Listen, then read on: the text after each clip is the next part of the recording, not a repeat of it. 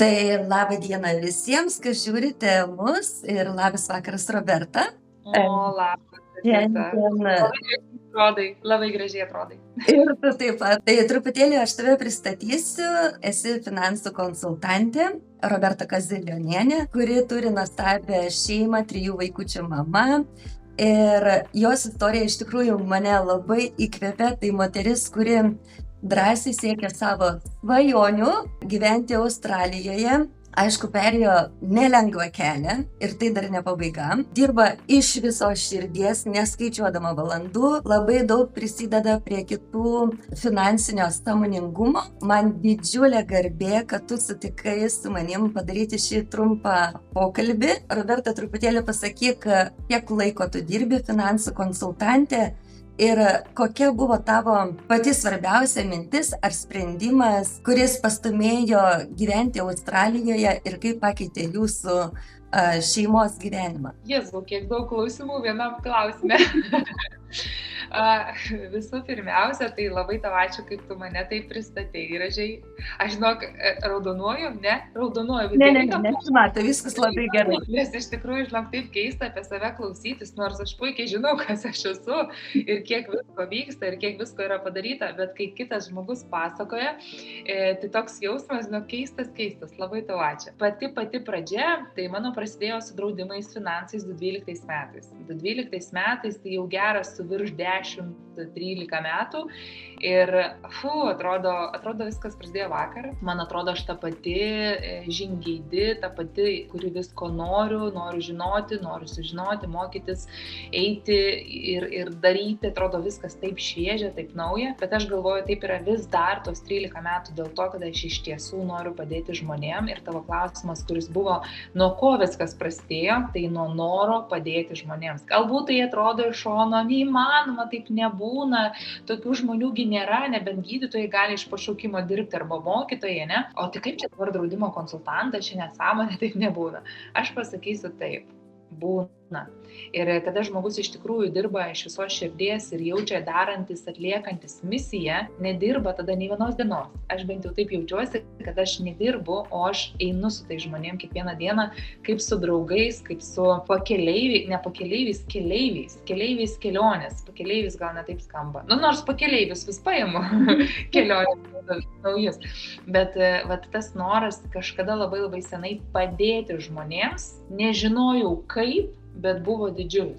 Aš nežinau, kaip tai atrodys. Kažkaip galvojau, kad aš padėsiu. Kaip tai atrodys, aš nežinau. Ir mano svajonė va šita padėti kažkokiu būdu žmonėms geriau gyventi atvedė mane iki finansų. Pati pradžia buvo ta, aišku, kad aš pati norėjau savo pinigus susitvarkyti, padėti savo šeimai, artimiesiems, broliui, pusseserėms, tetoms, aplinkai savo draugams. O tada turėjau savo labai šaunų konsultantą, tebeturiu kolegą ir jis man padėjo paskui išmokti visko, pradėjom dirbti kartu. Ta misija gimė nuo pat pirmos dienos. Aš norėjau padėti žmonėm kažkaip, pirmiausia padėti tada sau, dėl pinigų jau konkrečiai, ir tada gimė ta didžiulė svajonė padėti žmonėms ir su tais pinigais ne tik sau, bet ir visiems kitiems, kad geriau gyventų. Ir atrodo, kaip prieš tai sakiau, neįmanoma, taip nebūna. Būna. Ir aš labai džiaugiuosi, kad aš galiu ir žmonės pasitikė ir renkasi ir eina su manim nuo pat pradžių iki kito tikslo, kada jau jam ten reikės 10, 15, 20 metų. Dabar dar grįžtant prie kito klausimo apie Australiją. Australija buvo, ne? Taip. Tai yra didžiulė ilga svajonė 8 metų. Mes kaupėmės Australijai ne tik fiziškai, psichologiškai, bet ir finansiškai 8 metus. Tikrai negalvojom, kad išvažiuosim, jau nebegalvojom, kad išvažiuosim, nes buvom gana jau seni. Čia 3 metai atgal, kaip mes Australijoje, tai mums buvo 35 man ir mano vyrui 39. Tai tokie jau seniokai ir jau tas senimas nelabai jau čia toj Australijoje laukiamas iš tikrųjų. O jeigu laukiamas, tai reikia nueiti labai milžiniškus sunkius kelius. Taip, kad neužsidėkit rožinių akinių, kad į Australiją visi laukiami, tikrai garbės žodis laukiami, bet ne visi. Ir ne visi gali įveikti tos iššūkius. Svajonė gimė prieš 8 metus, mes kaupėmės 8 metus finansiškai ir visaip kaip.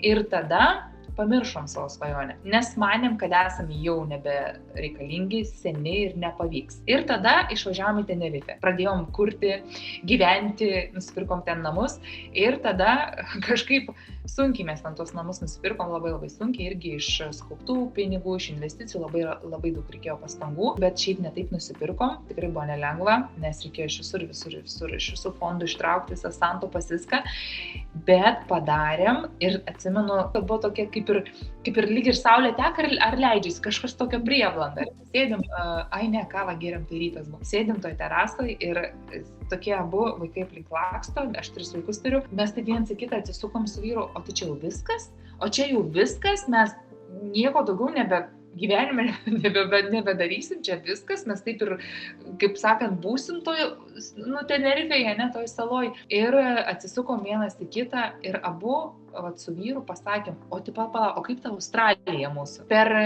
mėnesį laiko mes susidėliojom vizą, susidėliojom finansus, užsipildėm viską į Australiją, tai vyras gavo 1 savaitę su vaikais vizas, kad galim jau važiuoti, o aš 1,5 mėnesio laukiau. Tai, ne mėnuo, tai jau gavos, bent nuo vizų, tai mėnuo, žodžiu, esmė, kad labai greit mes pasiruošėm, kai tik tai man jau tas vizas irgi išdavė, tai mes pasiruošėm per mėnesį, galima sakyti, viską, susidėliojom, kaip čia su Tenerife, kaip čia paliksim, kaip čia ką, lagaminus susikrovėm 2 savo didelius, kaip visą šeimą 2 didelius, o vaikai turėjo po mažą tokį rankinį, žaislai ten jų buvo, žaislai, kojynytės 3 kėliai. Ir mes į tą Australiją išvykom tos vedami didelės svajonės, bet kada mes ją buvom pamiršę, finansiškai nebuvom nustoję kaupti, nes tie visi pas mus suskirstyti stalčiukai yra ir nebuvo nustotas srautas į tą Australiją, nebuvo sustabdyta, bet tik tiek, kad buvo pamiršta, jog mes čia tam tos pinigus kaupiam. Mes tiesiog visur paskirstom ir galvojom, kad viskas jau bus, nes per seni. Bet pavyko atvažiuoti, 3 metai kankinimusi, visiško kankinimusi, pražilau. Labai daug nervų kainuoja, ne dėl to, kad einam per negaliu, nes viską, ką reikia padaryti, tai darom pagal įstatymus, pagal visas mūsų galimybės. Turiu minty, jeigu nebūtumėm abu su vyru finansų specialistai, mūsų Australija tikrai nepaimtų šiaip taip paprastai, tikrai nepaimtų, niekam čia nereikia, kaip sakant, neprotingų, labai jie griežtai žiūri į protą, ką tu atsiveži su savim, ir jiems reikalingi iš tikrųjų tie tokie naudingi, protingi žmonės, bet vis tiek, kad ir reikalingi, nėra tai viskas paprasta, tu turi įrodyti, kiek tu pasiekęs esi Lietuvoj, kiek tu patirties turi, tu visus turi pristatyti dokumentus, vos ne iki mano tėvų net viską pristatyti turi, apie ką tu esi, kokia tavo ta visa visuma, ar tavim pasitikėti galima. Tai mes visko praėjom ir dabar tos pagrindinius patikrinimus praėjom, kurie davė mano Arnoldui darbo vizą ir jis dabar kūrė milžinišką įmonę, gavo didžiulę galimybę kurti brokerių įmonę. Didžiulė kompanija, kuriai ir sugalvotas yra naujas pavadinimas – Mortgage Hackeriai. Taip gražu viskas, kaip ten dėliojasi, kaip ten viskas auga ir gražu žiūrėti, kiek jisai turi atsakomybių ir kiek turi pasitikėjimo iš valdžios, kuri jį išsirinko, pasiėmė dirbčių kartu. Tai jisai kuria didžiulę brokerių įmonę, kurioje jau dirba keli brokeriai ir dirbs daugiau tų, kurie išduoda paskolas verslui, būstui nusipirkti, ar dar kažkokiem kitiem dalykam, bet čia jau tokie milijonai. Australija kitokiam lygyje gyvena. Tai išsiplėčiau, bet ar visus klausimus atsakiau? Jo, net šiurpuliukai eina, kai tavęs klausau. Kiek tu mane, dabar man truputį lengviau pasakot, bet kiek yra praverkta per tos 3 metus, atrodo, kad jau nebegali tiesiog. Labai daug reikia mokytis, gerai, kad kol kas dar man nereikia, nes dabar eina etapus Arnoldas, aš šalia, bet paskui ir po 2 metų, kada darbo vizą dabar gavo Arnoldas, tai po 2 metų laukia mūsų kiti iššūkiai. Nėra čia galutinai, mes tikrai negalutinai Australijoje, jeigu pavargsim po tų 2 metų, važiuosim namo, į Tenerife arba į Vilnių, arba bandysim tada įveikti sekančius iššūkius. Kaip bus, tikrai nežinau, kaip Dievas yra suplanavęs jo valioje. Tai aš tave seku Instagrame, tu dažnai labai mini taisyklę 50-30-20, kurią aš irgi stengiuosi vadovautis, kartais plaukus pasileidžiu, bet vėl sugrįžtu prie to. Tas plaukus Jo. Ir gali papasakoti truputėlį plačiau, kodėl jinai tokia yra veiksminga ir nuo ko žmogui, kuris niekada netaupė ar neinvestavo, būtų lengviausia pradėti? Labai labai geras klausimas, Edita. O, čia visų pradžių pradžia iš tikrųjų. Visų pirmiausia, nuo ko pradėti, tai nuo sprendimo, kad noriu kažką daryti. Pirmiausia, nuo sprendimo. Ir ačiū tau, kad tu esi su manim, ačiū, kad mokaisi, ačiū, kad stengiasi skirstyti pinigus ir tau puikiai sekasi, prašau savęs nebausti, tau puikiai sekasi. Ir ta pati pradžia, tai yra visų pirmiausia nuo sprendimo, kad aš noriu kažką daryti, aš noriu susitvarkyti, tada susirasti mane arba susirasti kitą savo kažkokį tai įkvėpėją, finansų specialistą, kokį nors kitą ekspertą, kuriuom tikit, pasitikit, jaučiat. Ir tada ta tvarka piniginiai. Tas 50, 30, 20 yra labai svarbus, nes jeigu šito nepadarysit, visi kiti planai, tikslai, ilgalaikiai jūsų siekiai tiesiog sugrius. Daug dievė, kad nesugriūtų, bet gali sugriūti. Aš per 13 darbo metų mačiau ne kartą, kada žmonės nevykdydami šitos taisyklės, neskirstydami pinigų taip, kaip reikia, sugriauna savo ilgalaikius tikslus. Paskui apie pavyzdžius tau papasakosiu, bet dabar tas 50, 30, 20, apie ką tai yra.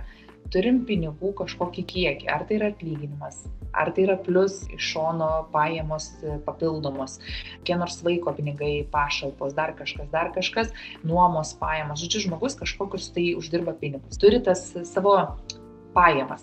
Ir visas pajamas reiktų sudėti į vieną vietą. Jeigu tai yra šeima, galbūt jie dviese viską daro į vieną katilą. Nerekomenduočiau taip daryti, kad ir kaip vienas kitą bemylim, turėtumėm atskirti. Jausmai, viskas tvarkoj kartu, svajonės kartu, bet finansai atskirai. Be žodžių. Nes niekada negali žinoti, kada gali išsiskirti keliai. Tai tas 50, 30, 20 turėtų būti kiekvieno atskirai.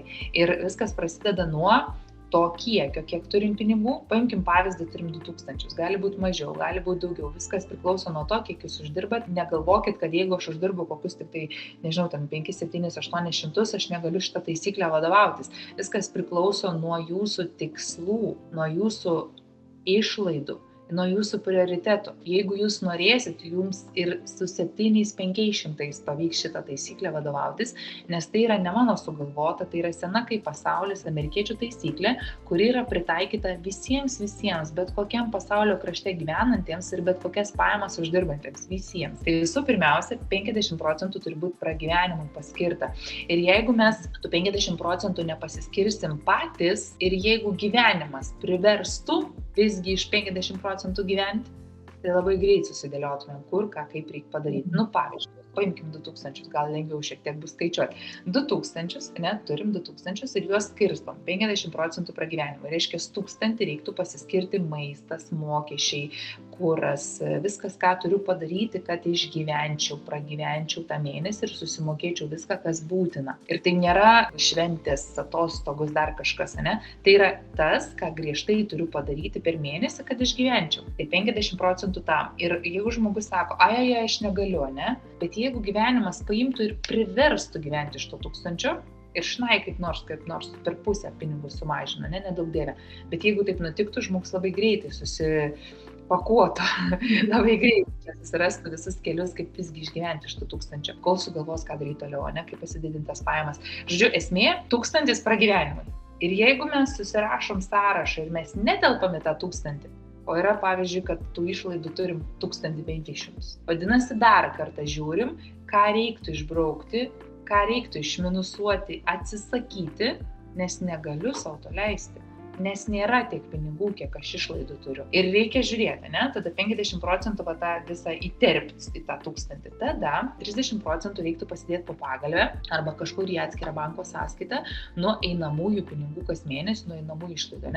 Tas 30% tai yra taupau su tikslu išleisti. Noriu nusipirkti naują automobilį, išvažiuoti atostogų, reikia naujo telefono arba naujų kailinių brangių, kuriuos ne kiekvieną mėnesį perkamo kartą per metus galbūt, ar per 10 metų. Gal dantis reikia susitvarkyti, gal dar kažkas. Ir kiekvienas turim savo prioritetus, savo tikslus. Tai tas 30% yra taupimas su tikslu išleisti. Ir iš tų 30% turim atsidėti santaupom. Būtinai numeris 1, pats pagrindinis iš visų šitų 3 pasiskirstimų yra santaupos. Ne su Roberta investuoti kaupti, ne čia svarbiausia. Pirmiausia, santaupos. Galima lygiai grečiai ir santaupas, ir investavimą pradėti, bet jeigu ne nuo šito pradedam, arba lygiai grečiai nepradedam, tai pirmiausia santaupas. Tai žodžiu 50% pragyvenimui, o 30% tai būtų nuo 2600, mes turim pasiskirstyti dar pagal prioritetus. Galbūt neturiu jokių svajonių, nenoriu jokių atostogų ir nereikia man taupyti su tikslu kažkur išvažiuoti arba naują automobilį nusipirkti. Tada aš viską dedu į santaupas, dedu ir kaupiuosi ten. Tai žmogus, kuris, pavyzdžiui, yra vienas, neturi vaikų, neturi šeimos, neturi įsipareigojimų, tai jam užtektų, aišku, kuo daugiau to geriau, bet bent jau 3 mėnesių pragyvenimui sumos pinigų. Jeigu jis išgyvena, tarkim, iš kokio 1000, tai bent jau santaupų, kurių neliečia niekam niekada, tiesiog 3-5 tūkstančius, pavyzdžiui, turi ten pasidėjęs. Jeigu yra šeima, turi vaikų, įsipareigojimų, tai kaip minimum pusę metų tobulą metams santaupos pragyvenimui, tarkim 10 000 santaupų. Ir jos nėra skirtos naujam stogui arba virtuvės remontui. Arba staigiai prireikia pinigų, nes maždaug kažkas nutiko, nežinau, mašina sulūžo, reikia naują mašiną nupirkti ar dar kažkas, jokiais būdais. Aš suprantu, kartais galbūt automobilis yra darbo įrankis ir būtina nupirkti naują automobilį, bet ne iš santaupų, bičiuliai. Nes niekada negali žinoti, kaip gali nutikti, ar sveikata, ar skyrybos, ar nedaug tu dieve didžioji nelaimė, artimojo darbo netekau, dar kažkokios bėdos. Ir tu iš tų santaupų turi, kol sugalvosi, ką daryti iš naujo kitaip, turi išgyventi iš ko turėti. Bet jeigu iš tų santaupų nėra, nes jos ką tik išvažiavo naujam automobiliui arba stogui, ir koks gyvenimas į ratus prikiša tiek pagalių, kad maža nepasirodo. Ir va čia tada, kai šito nėra, lakstai kaip iš tave galvos. Aš mėgstu kartais dažnai tai pasakyti, lakstai kaip iš tave galvos. Ir esi, Edita, mačiusi, aš kaime vaikas prisižiūrėdavau, kai močiutė nukirsdavo vištai galvą. Nukirsdavo vištai galvą, dar po kiemą bėgiodavo be galvos. Esi mačius tokį vaizdą? Esu mačius, kaip kaimynas darė šitą, o kaip baisu buvo. Labai baisu ir jos dar bėgioja, ilgai bėgioja, kokias minutės.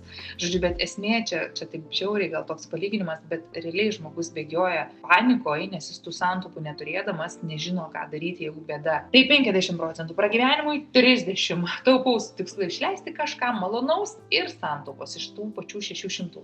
Ir 20% turėtų būti investavimas, įdarbinimas, kaupimas ateičiai, ne šiaip metus 2-5, minimum 10 metų ir ilgiau, nes tai yra tikrąja ta žodžio prasme ateičiai.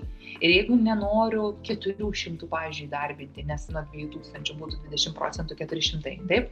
Jeigu nenoriu, arba negaliu, arba nepasiruošęs dar kažkaip, tai bent jau 10%, arba tiek, kiek galiu, kol įsivažiuosiu ir paskui, jeigu ką, tą sumą didinsiu. Tai tie ilgalaikiai tikslai turėtų būti galbūt vaikų mokslai, galbūt nekilnojamas turtas, galbūt tai yra pensija, užtarnautas poilsis, bet pensija ne ta oficiali valstybinė, o būtent tas momentas, kada aš norėsiu išeiti pats nebedirbti ir būdamas gal 55-60, žodžiu, išeisiu į užtarnautą poilsį. Tai vat būtent tai ateičiai mes turime investuoti darbintos pinigus. Ir tai yra apie šitą taisyklę viskas. Pragyvenimui, po pagalvę, ateičiai.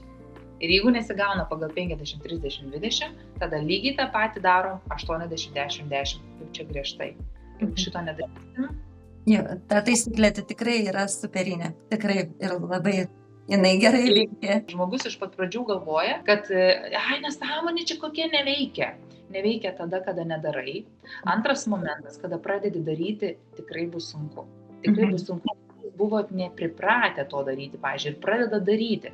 Bet jeigu jūs pasiryšit sveikai maitintis, sportuoti, pinigus skirstyti, patikėkit manim, kokie būsit turtingi visom prasmėm ir gražus. Tai va, tai reikia tiesiog su savim susitarti. Aš suprantu, kaip nėra lengva, bet visada gali pradėti nuo nulio.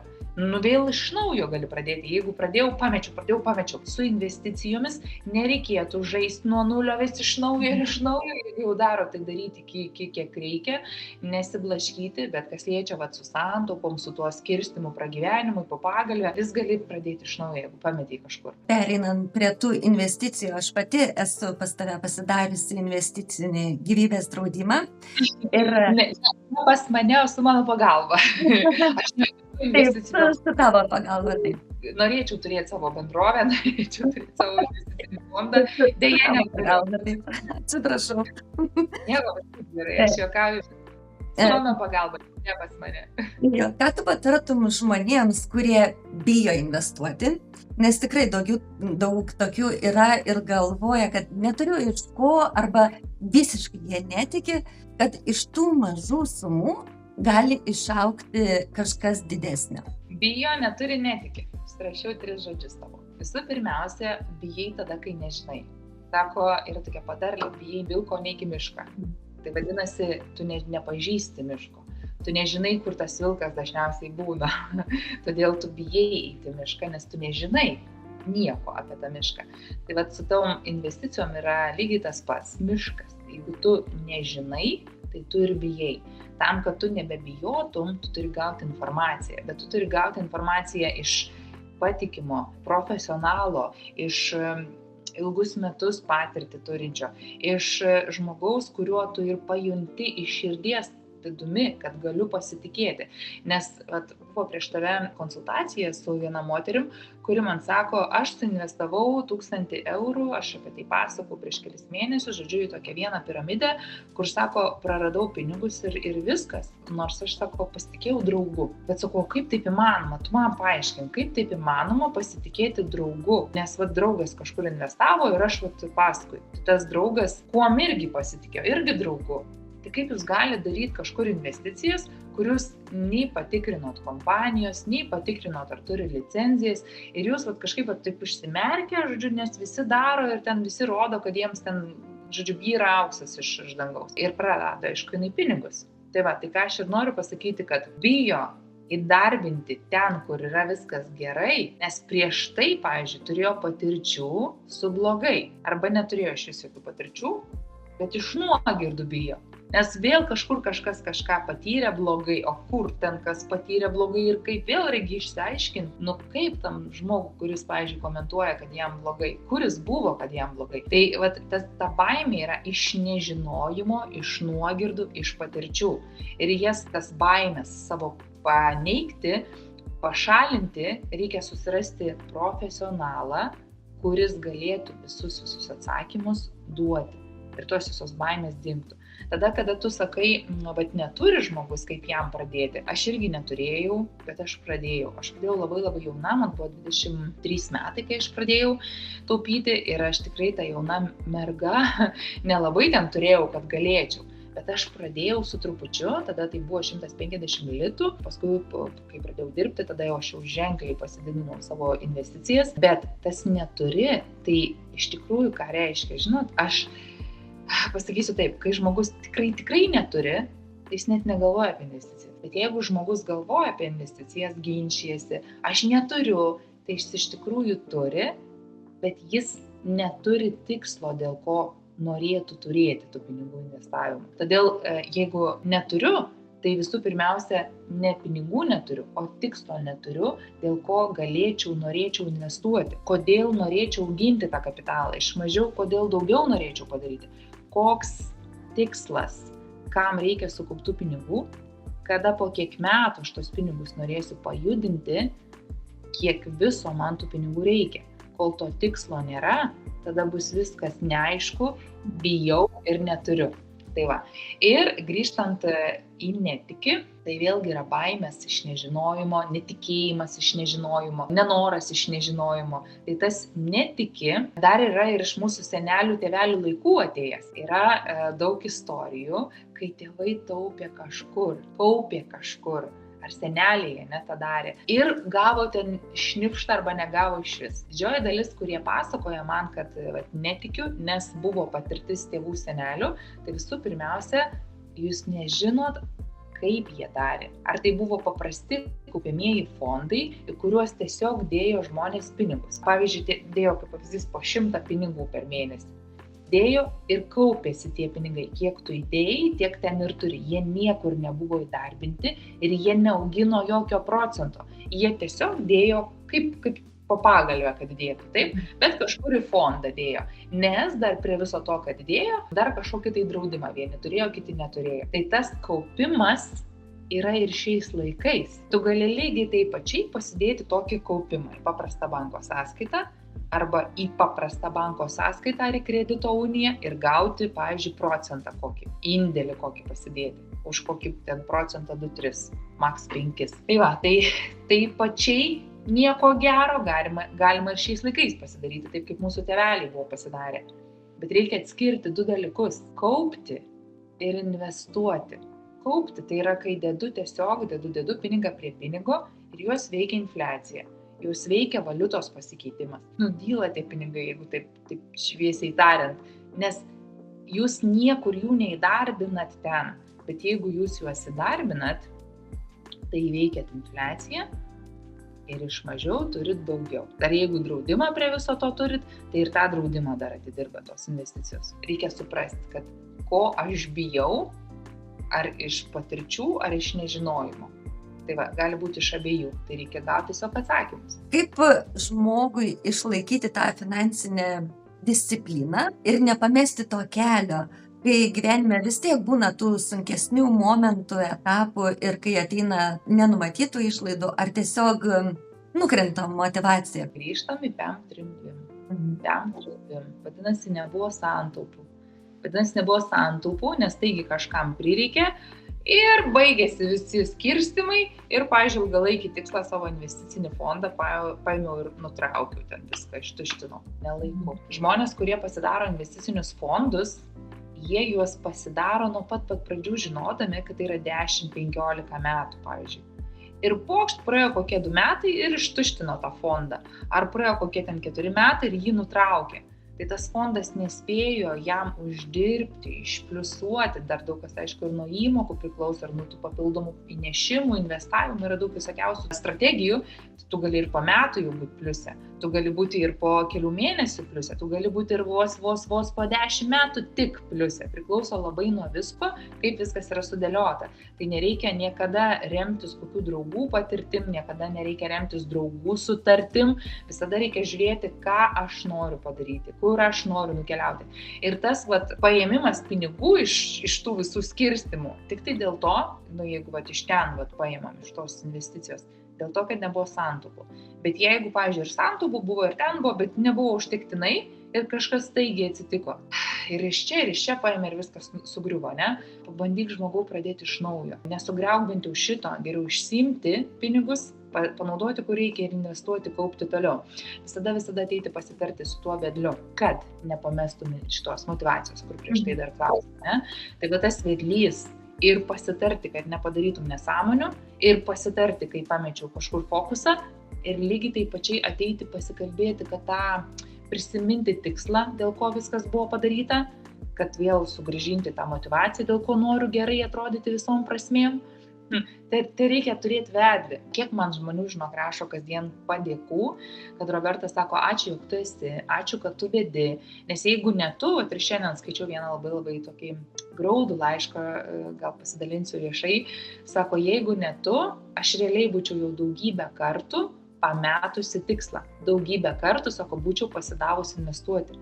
Bet sako, aš kiekvieną kartą tau parašau, jeigu man suku, arba kiekvieną kartą pasižiūriu tavo storius, tavo informaciją, ką tu daliniesi. YouTube nueinu kokį motyvacinį tavo video ar pokalbį su kokiu žmogum pažiūriu. Ir mane vėl sako, tu pakrauni. Tai jeigu sako ne tu, aš būčiau daugybę kartų pasidavus. Tai tas vedlys, jis padės nepamesti tikslo. Bet duosiu vieną tokį patarimą iš savęs.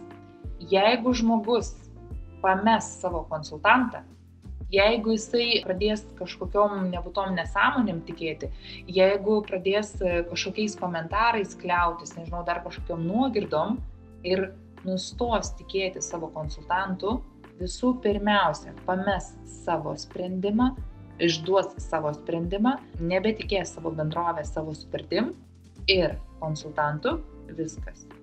Aš vienam interviu sakiau, gaudyk vėją laukuose tada.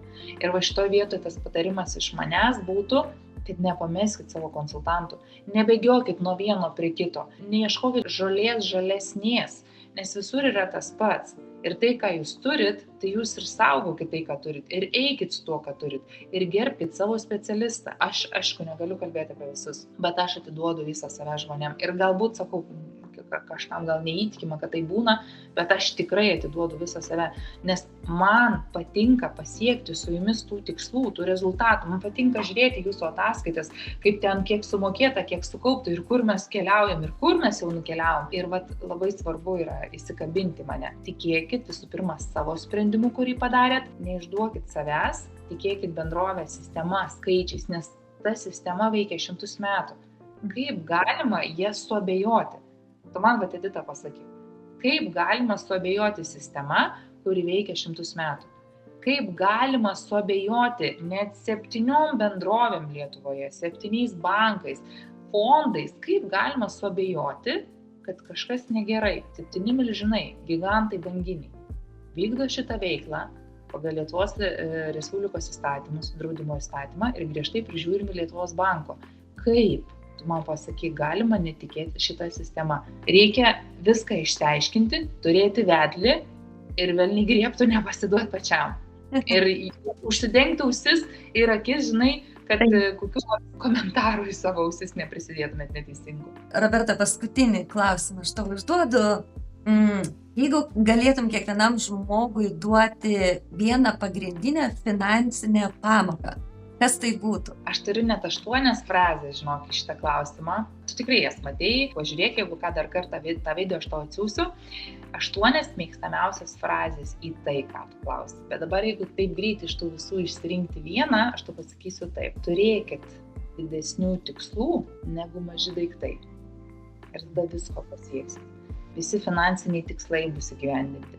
Ir namus savo turėsit, ir investicijom nusipirksit 2-3 nekilnojamus turtus. Ir toj piniginiai visada bus ne vėjai, o sumos. Mano tikslas yra investuoti į nekilnojamą turtą. Bet aš neturiu prisidėjus ten po 100 000, kad aš galėčiau įti ir grinais pinigais nusipirkti vieną nekilnojamą turtą, kitą nekilnojamą turtą. Taip, galiausiai ir bankas neskolina taip lengvai. Ir pirmam neskolina taip lengvai, ir antram būstui tai tikrai neskolina taip lengvai. Tai čia ir yra esmė, kad jeigu jūs turėsit didelių tikslų į kažką, apkeliauti aplink pasaulį, nusipirkti nuostabų automobilį, svajonių ten, pavyzdžiui, kažkokį tai. Arba nežinau, ten dar kažkokios, kiekvienam savi dideli tikslai, bet dideli. Ne tie mažiukai, nusipirkau, nežinau, ten bliudelį dar vieną į namus, nusipirkau netyčia, nuslydo ranka, kokių ten nesąmonių vėl į namus. Žalingi įpročiai. Aš esu su vienu vyru susitarusi, jisai sako, aš turiu svajonių automobilį, aš jį noriu nusipirkti, bet sako, neturiu pinigų. Ir tam automobiliui, tuo metu, kada mes skaičiavom su juo, reikėjo 12 000. Tai jo buvo svajonių automobilis, Audi toks džipas, pagal jo visas 50-30-20, jam viskas gautųsi, jis tą automobilį nusipirktų, supranti, bet aš kažkaip skaičiuoju, sakau, palauk, aš nesuprantu, kur 300, sakau, yra. Nes kada tu viską išdėlioji, tu pamatai, kiek tų išlaidų yra, kiek kur kokių yra investicijų padaryta ir dar kažkur vaikšto 300 ir nesuprantu kur. Ir aš jau klausiu, sakau, palauk, o sakau, man čia trūksta 300, sakau, gal tu kažko nedasakei, gal sakau, kažką pamiršai, gal turi kokį, nežinau, dar įsipareigojimą, bet pamiršai. Taip nuleido akis, sako, Roberta, rūkau. Žinok, net nuėjo per kūną, toks kaip žaibas nutrenkė, sakau, a tu išpratėjai, dabar, sakau, paimk tos 300, realiai, sakau, paimk tos 300, susisuk į tokį tubikėlį, užsidek ir surūkyk tos 300. Ne cigaretės, bet 300. Ar, sakau, surūkysite? A, tu durna, sako. Bet, sakau, tu pagalvok, ar tu surūkytum pinigus? Nu, Roberta, nesako. Bet tu kiekvieną dieną, sakau, tai darai. Tu kiekvieną dieną, užsidegdamas po kelias cigaretės į dieną, surūkai po kelis eurus. Tiesiog susisukęs, net po kelis svarus, pavyzdžiui. Tai va, ir jam, žinok, taip kirto šitas, tada aš jam sakau, žiūrėk, ką į ką keiti. Čia yra cigaretės, o čia yra tavo svajonių automobilis. Ir jeigu tu šitą, ne, atsisakai, tau lieka 300. Ir tu per ten kelis 2 metus su trupučiu, dėdamas tos pinigus, žodžiu, tu turi automobilį. Ir jis tą padarė. Ir jis metė žmogus rūkyti. Pradžiau dar rūkė taip po truputį, o paskui tiek užsikabino ir metė ir rūkyti, ir dar automobilį nusipirko. Ir kaip man atsiuntė nuotraukas su rakteliais automobiliu, žinok, aš taip džiaugiausi ir taip atsargiai paklausiu, su kuo vis dar rūkai. Nes dažniausiai žmogus galvoja, kad jis negali kažko pasiekti, negali kažko turėti, nes jisai negali kažkokio įpročio atsisakyti. Ir pabando su savim susitarti, kad atsisakys kažko ir pradeda daryti. Žinau, būna kartais, aišku, žiūrint, koks ten tas įprotis, būna, kad to įpročio ir neatsisako. Dažniausiai. Bet vis tiek šitą pradeda daryti. Kažkokiu stebukliniu būdu atsiranda tų laisvų pinigų ir tam, ir tam. Tai va, bet su tuo vyruku mes susitarėm, kad jisai nustojo rūkyti ir turi svajonių automobilį. Tai grįžtant prie tų patarimų, turėkit didelių tikslų ir neišlaidaukit mažiem dalykam. Tada ir viskas gausis. Visi finansiniai dalykai, apie ką jūs svajojate. Tai va, tai vienas iš tų 8, ką aš turiu. O visus kitus, jeigu kas, Dita, galėsi pasidalinti. Taip, super, Roberta. Ačiū, aš tavęs ilgai neužlaikysiu. Nuoširdžiausiai dėkoju, kad tu sutikai su manim padaryti šitą interviu. Labai aš tavim žaviuosi. Kad pakvietei, aš labai sveikinu tave, tu nuostabiai vedi, labai gražiai atrodai, ačiū tau labai už labai gerus klausimus ir už tokius taiklius, naudingus ir tikiuosi visiems padės tie mano atsakymai. Ir noriu pasakyti, kas klausys, jeigu bus įdomu, kam aktualu, visada gali kreiptis į tave, nes tavo konsultacijos yra nemokamos, tai... Nemokamos. Ir visada tu patarsi. Kamo žodis. Aš kitaip pasakysiu, atkeliaukite mano konsultacijas, už tai nereikės mokėti, bet turėsit patarimų labai vertingų. Labai vertingų, tikrai vertingų. Ačiū tau labai, Edita. Ačiū tau labai. Visą ko geriausio, dar kartelį labai ačiū, kad pakvietei. Ačiū ir tau labai ačiū.